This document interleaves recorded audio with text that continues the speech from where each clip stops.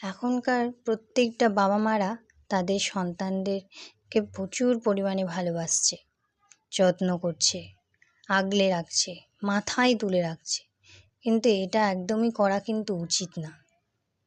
বাচ্চাদের ছোটোবেলায় ভালোবাসা যত্ন করা দরকার, কিন্তু তারা যখন একটু একটু করে বড় হবে তাদেরকে আপনাদের বাড়ির কাজ, ছোটো মোটো বাড়ির যা কোনো কাজ তাদেরকে দিয়ে করানো উচিত। নিজের দায়িত্ব সেটা বোঝানো দরকার।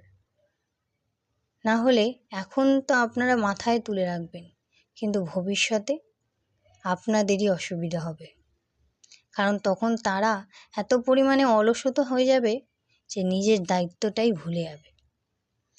মেয়ে শ্বশুর বাড়িতে গিয়ে কথা শুনবে আর ছেলে পায়ের উপর পা তুলে বসে খাবে। মেয়েরা যদি শ্বশুর বাড়িতে কথা শোনে তাহলে কিন্তু তার সাথে সাথে আপনাদেরও শুনতে হবে। এই অলসতা জিনিসটা না এত পরিমাণে খারাপ, যারা অলস তারা কোনো দিনই সফলতা লাভ করতে পারে না। সেই জন্য বাচ্চাদেরকে ছোট ছোট জিনিস বা ছোট ছোট কাজ বোঝানো দরকার।